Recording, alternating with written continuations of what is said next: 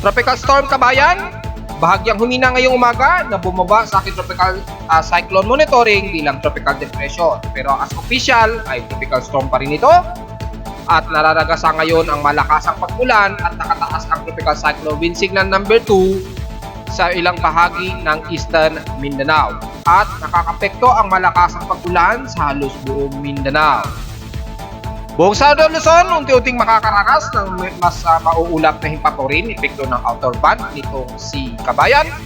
At Metro Manila, nakakaasa pa rin ng medyo katamtaman lagay ng panahon, pero expected ang magiging unti-unting magiging maulap na himpaporin din. At ang buong hilaga ng Luzon, makakaranas din ng mga ilang partly cloudy at gloomy, epekto ng outer band at interaction sa ating amihan. Mga uulanin sa iba't ibang bahagi ng bansa din ating tatalakayin.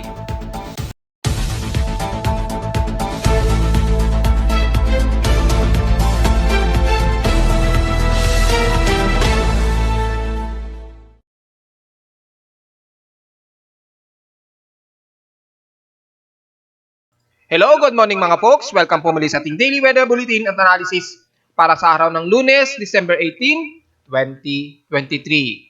Ang oras sa ating Boss Prime may umaga ay alas 9:38 na ng umaga.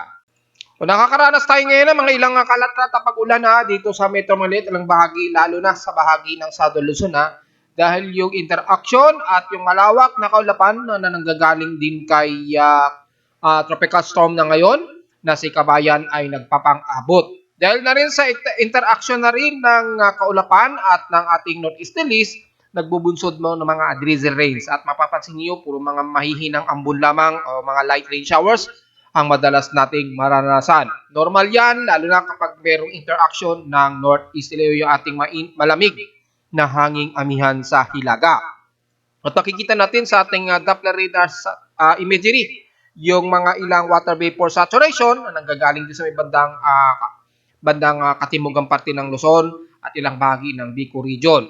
So makakaranas tayo ng medyo fair weather pa rin sa Metro Manila at ilang bahagi ng Northern Luzon, pero makakaranas din tayo ng overcast, gloomy at hazy at may mga ilang mahihinang drizzle rains ang expect natin ngayong umaga at nitong maghapon sa Luzon area. Pero patuloy pa rin na mararamdaman natin ang malamig na simoy ng hangin na halos dama na, lalo na ng mga taga-hilagang bahagi ng Luzon. Kasama na rin ang Metro Manila.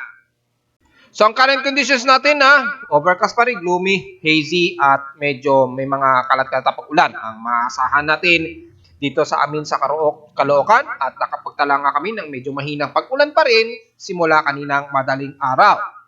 And so far, sa lowest temperature na naitala na weather station, kaninang 5:35 AM, nakapagtala kami ng pinakamababang temperatura at 24.4 degrees Celsius.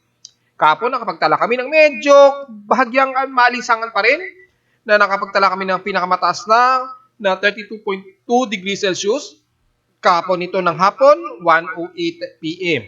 Ibig sabihin lamang, medyo katamtaman lang din ang pagtaas ng aming heat index, pero maituturing itong pinakamababa at 37.2 degrees Celsius. May pagtatabi naman, hopefully updated na si Pag-asa ngayong umaga.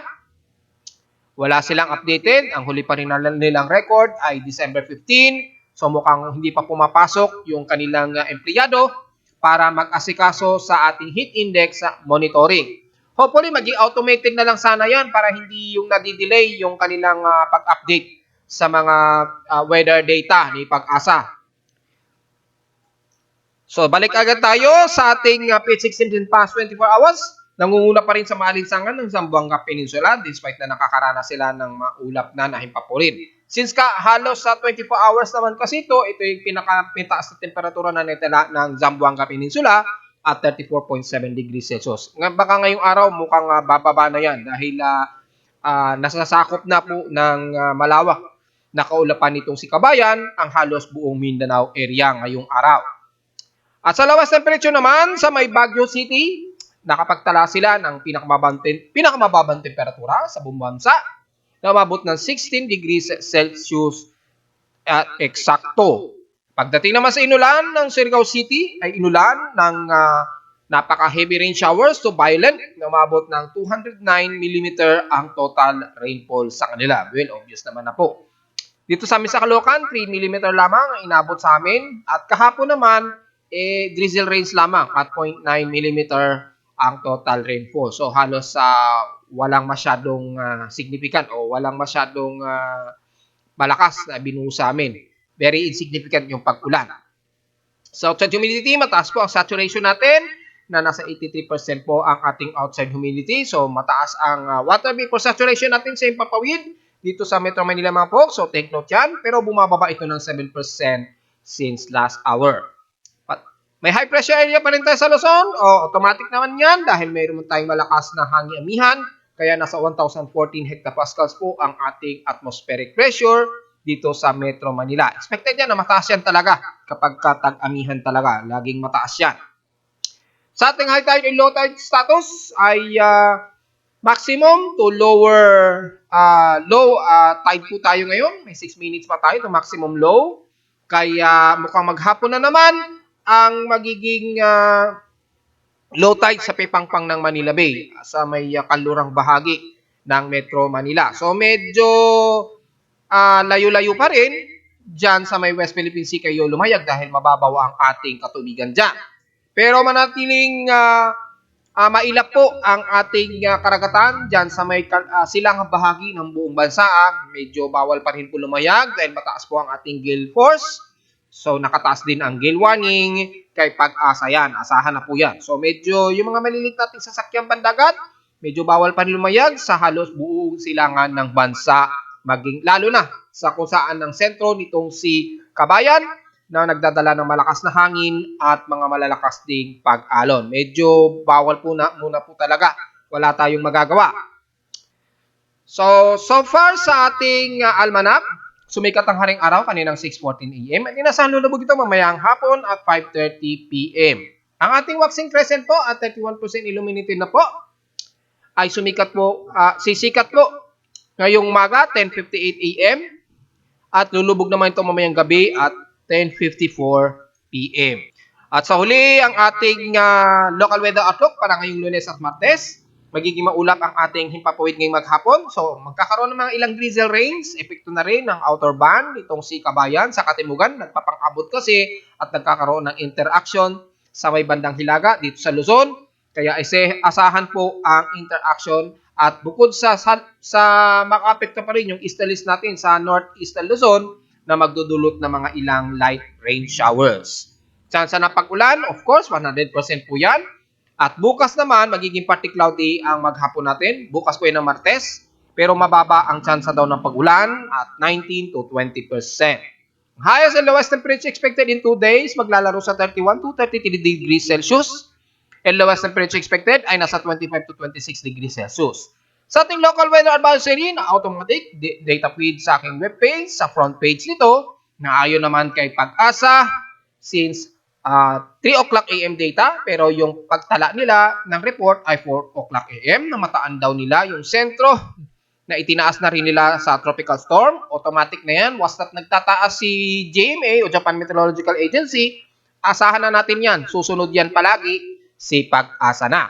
At nasa tropical storm category na nga po si Kabayan. International name, Jelawat. Ay estimated na namataan ito sa layong 195 kilometers. Silangan ng Davao City na may maximum sustained winds of 65 kilometers per hour na malapit daw sa gitna at bugsong umaabot ng 80 kilometers per hour. Siyempre, pakanluran pa rin ang manatiling pagkilos nito sa bilis na 15 kilometers per hour. So yun lang po. At dahil alas 4 pa lamang ito, alas 3 ng umaga, expected na iba na po ang position niyan at dahil okay na at normal na po ang operation natin sa ating tropical cyclone sector. At kung titingnan natin sa ating warning monitoring sa dashboard, ay bahagya itong humina at tropical depression. Medyo pagitan ng tropical storm, tropical depression ito. Kung titingnan ninyo sa wind speed. So, makukonsider pa rin natin itong tropical storm dahil halos gitnang-gitna lamang siya between tropical depression at tropical storm. So, pasok pa rin siya as tropical storm in official. So, diretso agad tayo sa ating lagay ng panahon sa buong bansa. Dito muna tayo sa Katimugan dahil kung saan yung nagrumaraga sa ngayon ang heavy rain showers sa buong bahagi ng Mindanao. Siyempre, epektado na ang buong hilagang Mindanao, silangan lalo na dahil nakataas daw po sa Tropical Cyclone Wind Signal number 2. Ayon yan kay Pag-asa. Well, silipin na rin natin para mas accurate nating mababanggit kung alin doon yung mga itinaas ni Pag-asa. Kung titingnan natin sa ating local weather advisory and advisories, nandiyan po ang pinakakompletong data niyan. Kung gusto niyo malaman ang lahat ng actual reports ng data feed ni Pag-asa, makikita po yan dito sa aking webpage. At makikita rin sa Tropical Cyclone Wind Signal kung alin mga areas ang itinaas. Ito po yung track and intensity forecast as of 8 o'clock AM according kay Pag-asa.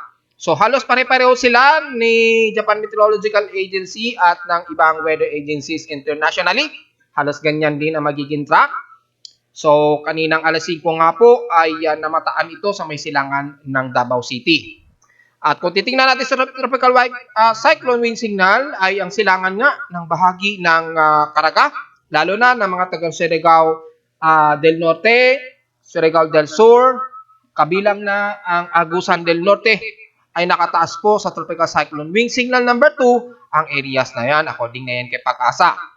Dahil si Pag-asa na lamang ang nagde-decide niyan pagdating sa Tropical Wind Signal dahil sa actual satellite imagery natin, very broad ang kanyang circulation.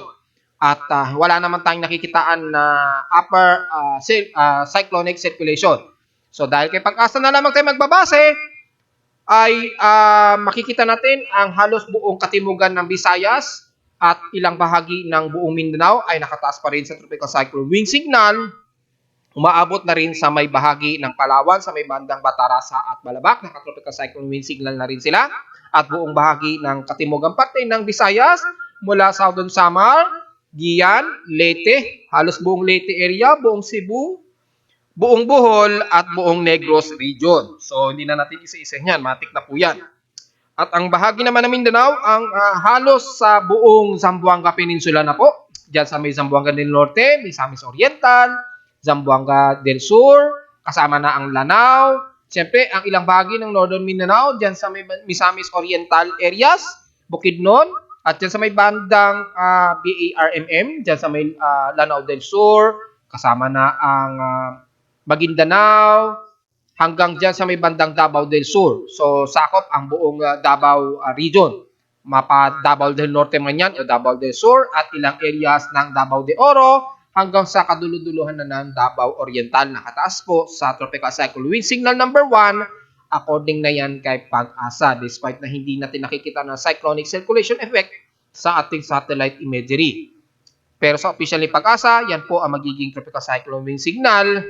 So ingat pa rin sa mga kababayan natin dyan sa areas na yan at asahan po ang heavy rain showers.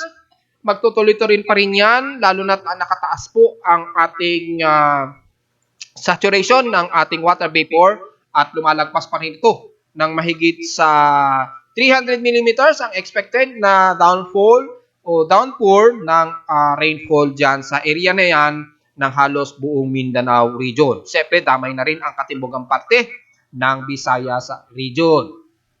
So, balik tayo sa ating ginagamit na satellite imagery bukod sa may bahagi na nabanggit ko sa may bandang Mindanao at Visayas. Bukod sa makakasang uulanin ang katimugang parte ng Visayas, damay-damay na rin ang ilang bahagi ng Panay Island at dyan sa may bandang Southern Luzon area. So sa mga taga Masbate at ilang areas ng Romblon, Marinduque man yan, Burias Island, at dyan sa Kabikulan ay makakaranas po kayo ng mga ilang kalat-kalat na pag-ulan at asahan din ng mga pagkilat at pagkulog, epekto ng outer band rainfall. Makakasa din po kayo ng mga ilang kalat-kalat na pag-ulan, maging sa bahagi ng Mindoro at ilang bahagi ng hilagang parte ng Palawan sa may Coron, Palawan, El Nido, hanggang dyan na rin sa Puerto Princesa, magiging partly to mostly cloudy at asahan din ng mga ilang kalat-kalat na pag-ulan nitong maghapon. Makakaranas ng medyo mga pagsikat o pagsulpot ng sikat ng araw sa area na yun ng Southern Luzon, pero mangunguna ang mas maulap na himpaporin dahil sa saturation ng water vapor dala nitong Sikabayan. Yung outer rain band po niya napakalawak at very outflow yung kanyang sirkulasyon. Kaya yung halos buong Mindanao ay sakop na sakop po ng buong kaulapan nitong Sikabayan. Asahan po at ingat po sa mga inaasahang mga pagguho ng lupa dyan sa Mindanao area.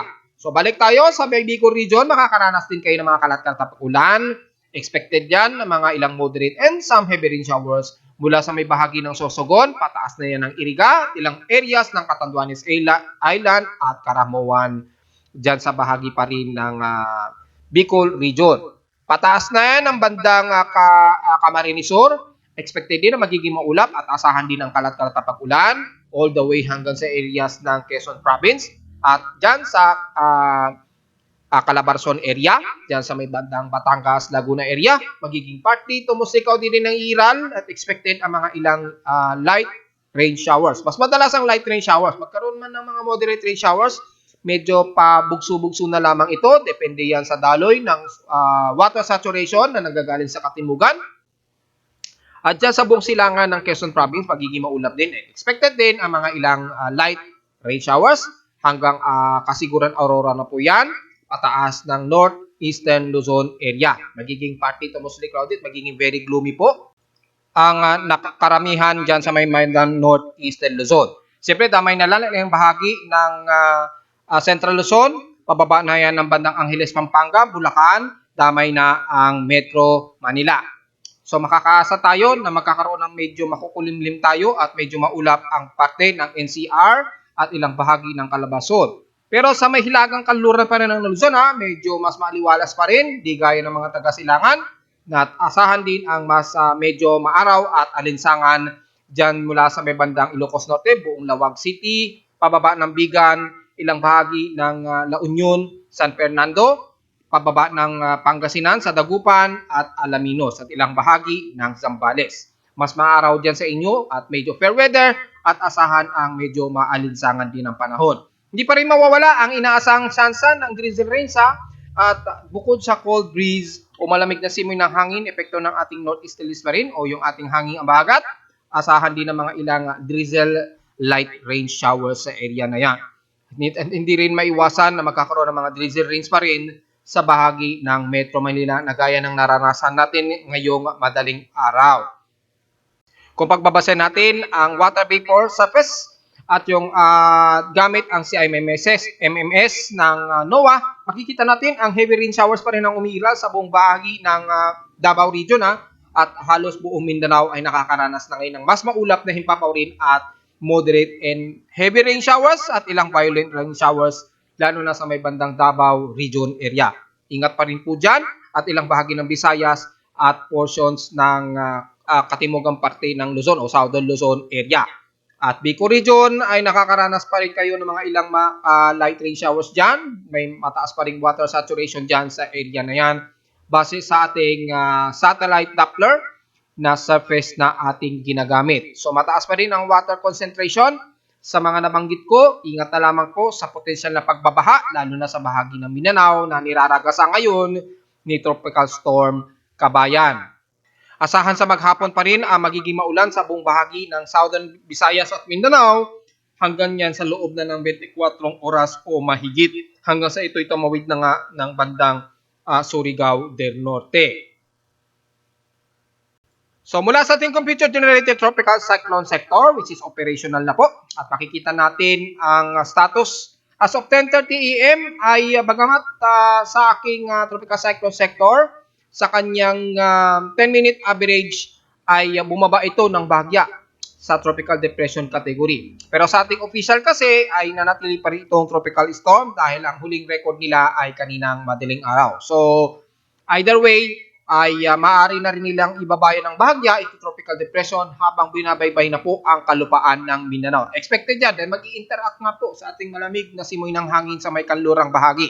At dahil naglandfall na nga po siya nasa kalupaan na, asahan na mababawasan po talaga yung lakas ng hangin nito. Sa ngayon, nasa tropical storm pa rin yung mga official weather agencies natin dahil sa huling record nila kanilang madaling araw. Pero sa ating real time, as of 10:30 AM, bahagya itong humina at bumawa na sa tropical depression category itong si Kabayan. So far sa kanyang central air pressure, nasa 1,003 hectopascals po ito. At ang kanyang 1-minute average wind speed ay nasa 53 km per hour at bugsong umaabot na ng 67 km per hour. Pero sa ating 10-minute average wind speed ay nasa 39 km per hour ito at bugsong umaabot ng 49 km per hour. at mabilis itong kumikilos pakanluran sa bilis na 15 km an hour. So medyo malayo na sa huling record ni Pag-asa kaninang umaga na naglalaro pa rin sa 65 kilometers per hour at bugsong umaabot pa rin ng 80 kilometers per hour ayon yan kay Pag-asa. So kung pagbabasehan lang natin ang ating real time ay ito yung magiging kasalukuyang wind speed niya na malayo na sa measurement ni Pag-asa. And as of 10 o'clock AM ay namataan ang sentro ngayon nito. Yung pinakasentro ngayon ni Kabayan sa may bandang silangan pa rin ng Davao City.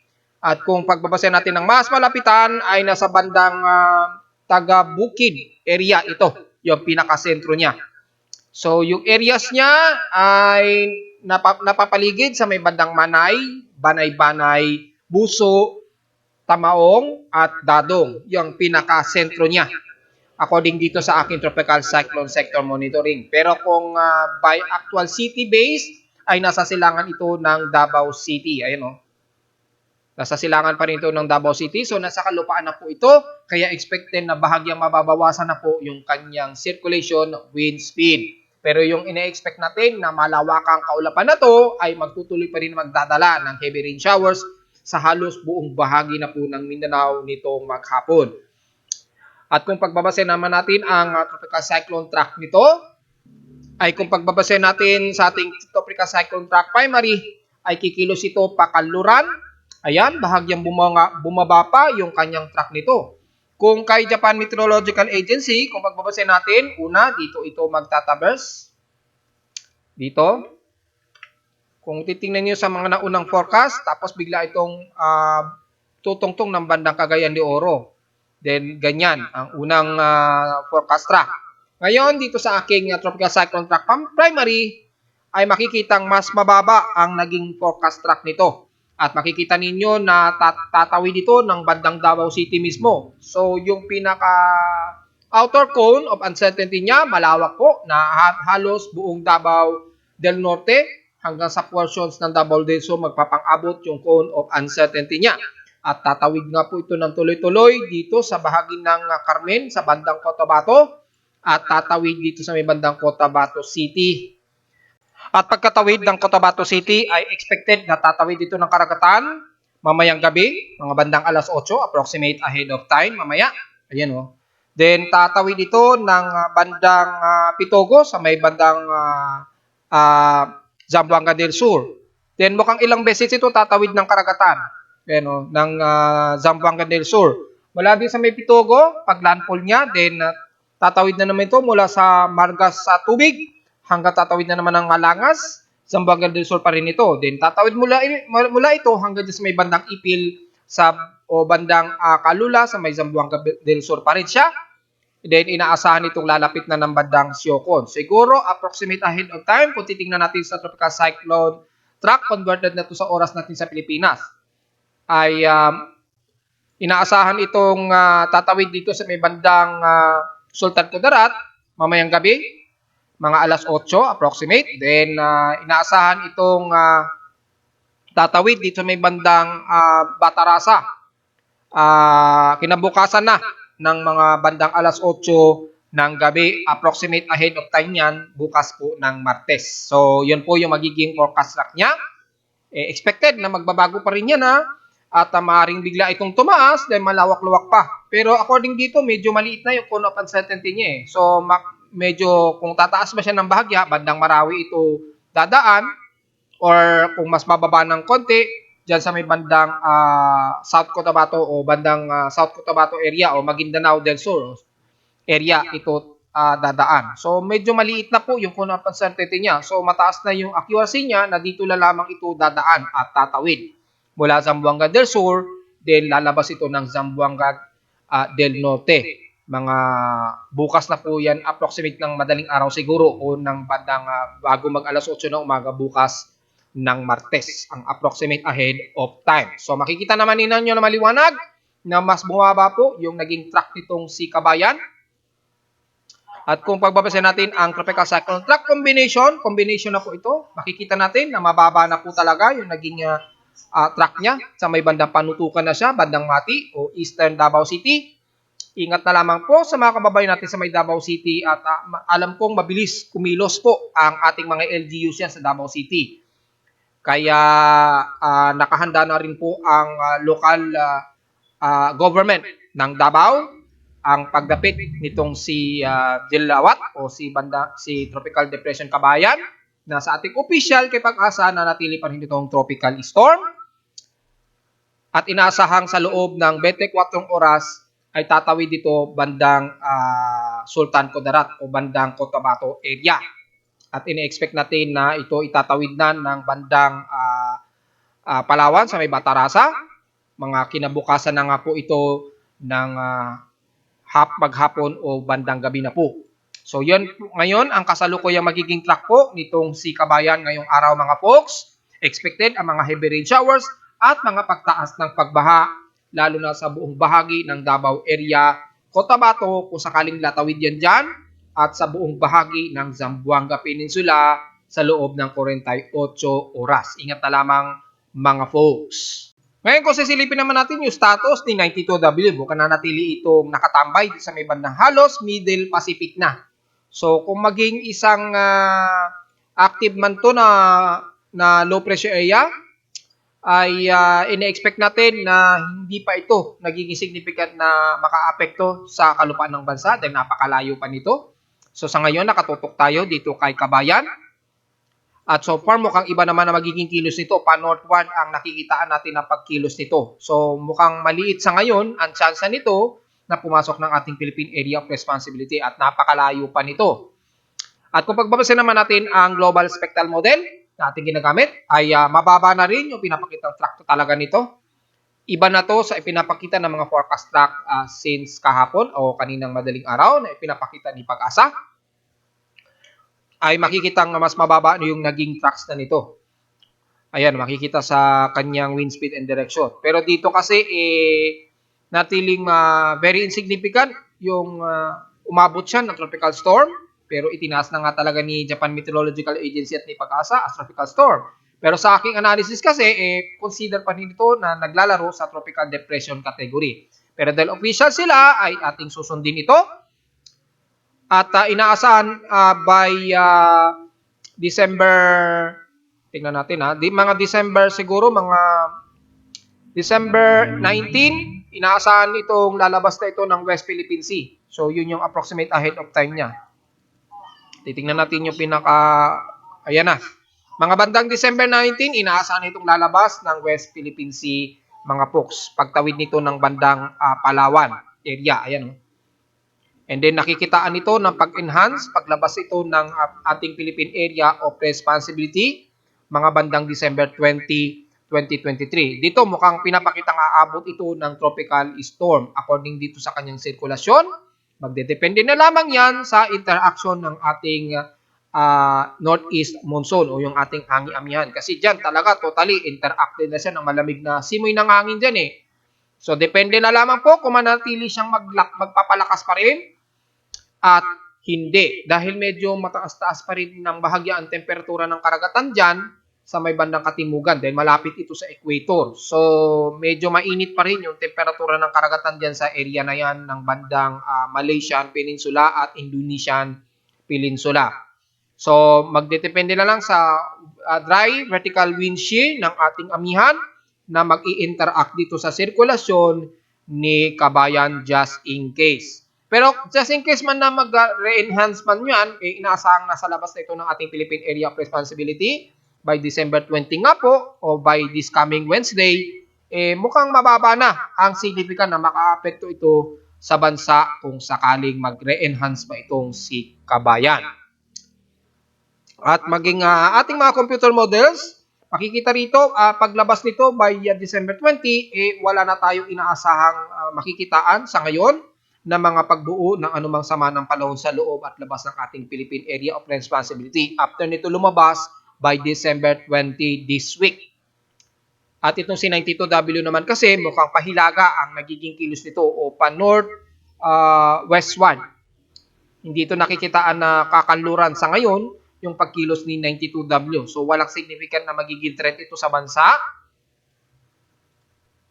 And the rest ay wala naman tayong nakikitaan na mukhang susunod kay 92W. So lumalabas po ay yung ating forecast para sa month of December ay mukhang nangyari po na 0 hanggang 1 lamang na inaasahang bagyo ang mabuo at pumasok sa ating Philippine Area of Responsibility. At nangyari din yung ating forecast track na may maliit na tsansa na mas mababa ang magiging track nito. At nangyari na nga po kay Kabayan na mas mababa nga ang naging forecast track nitong si Kabayan. Kung babalikan natin yung forecast track natin o tropical cyclone forecast track nitong buong December, pinaliwanag ko kung hindi man pumasok yung tsansa na ito ay tatama ng bandang Eastern Visayas o pagitan, may maliit na tsansa, at least mga 33%, na ito ay mas mababa yung magiging track niya dito sa may bandang Davao Region at tatawid nga po ng bandang Palawan. So nangyari po yung ating forecast analysis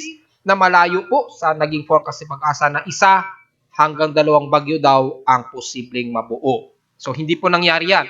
Siguro dahil nga po kay Pag-asa, isinama nila kasi doon maging yung La Nina event. Kapag kasama kasing La Nina event, talagang aabot sa 1 hanggang 2 bagyo ang posible talaga mabuo. Pero yung ating analysis kasi mga folks, ay kinumpute natin base sa lahat ng puro El Nino event lamang na mga tropical cyclone na nabuo sa buwan ng December. At na-compute nga natin, lumalabas yung mga forecast na during El Nino event, mas kukunti lang ang bagyo ang nabubuo kapag tuwing December sa panahon ng El Nino. So napatunayan naman natin yan at lumabas sa ating forecast analysis na hanggang 1 lang talaga ang nakikitaan na may mabubuong bagyo ngayong buwan ng December. At during El Nino po yan mga folks. Hindi natin isinama yung La Nina event. So naging tugma po yung ating mga analysis. At gaya na inasa natin ay mataas po ang pag-alon sa buong silangan ng bansa. Ayan po. So totally bawal po. At mukhang ang mga medium sea crabs medyo bawal na rin dahil umaabot na po sa 2.5 meters ang taas ng alon. Nakataas po ang gale warning dyan maging sa northwestern part ng Luzon. Lalo na sa extreme northern Luzon, umaabot pa po ng 4 meters ang taas ng alon. Medyo delikado na po yan maging sa mga medium sea crabs natin. Medyo bawal po talagang lumayag muna sa buong bahagi ng coastal seas ng northern Luzon. So mapakaluran man yan o mapasilangan man yan ng Hilagang Luzon, mukhang totally bawal po munang lumayag dahil delikado dahil umaabot sa 4 meters ang taas ng alon. Pero dun sa may bandang Loocan, sa Loocan ng bandang west portion sa Visayas, tansyahin nyo na lamang po dahil although medyo kaya-kayang lumayag dyan, pero expected na mahangin at medyo umaalon-alon na rin po dyan ng malakas dahil nga po yung pagtawid nitong si Kabayan ay nasa bahagi na nga po ng Davao Region area. So yung outer band niya na madalang ulan, medyo delikado sa mga malilit nating sasakyang pandagat. Expected pa rin ang gale force wind. So ingat pa rin mga folks. At dahil dyan, expected po nakataas ang general red flood warning ang buong bahagi ng Visayas po. So hindi na natin isa-isahin yan. Pag sinabing buong bahagi ng Visayas, buong Panay Island, Negros Region, damay na ang Bacolod dyan buong Cebu City, Bohol, buong Leyte at buong southern part ng Samar Region. Mula Catbalogan hanggang dyan sa babahagi nga po ng Borongan, Eastern Samar, Tacloban at dyan sa may bandang southeastern part ng Samar Region. So bawal po muna at ingat po sa mga posibleng mga matataas na pagbaha sa mga naka-indicate na yan sa General Red Flood Warning. According yan sa data feed ni Pag-asa at sa buong bahagi ng Mindanao, lalo na sa buong Zamboanga Peninsula at buong Davao, buong Northern Mindanao areas. Damay na po dyan ang Surigao at buong bahagi ng Caraga at Davao Region area. Ingat po sa mga potensyal na pagbaha, lalo na sa sentro o sa pasok sa loob ng cone of uncertainty range nitong si Kabayan sa area ng dadaanan niya. Expected po ang mga pagbaha dyan, lalo na ingat na lamang mga folks, makipag-coordinate po tayo sa ating NDMRMC sa Davao at sa ilang bahagi ng Davao Region at buong bahagi ng Mindanao area. Siyempre, damay na ang bahagi ng Zamboanga Peninsula at ilang parte ng Cotabato, Autonomous Region of Muslim Mindanao area at yan sa bahagi nga ng Zamboanga del Sur. Ingat na lamang po sa mga kababayan natin mga folks, sa mga babahain. At narito naman natin 3-day weather forecast para sa araw ng Lunes, December 18, 2023.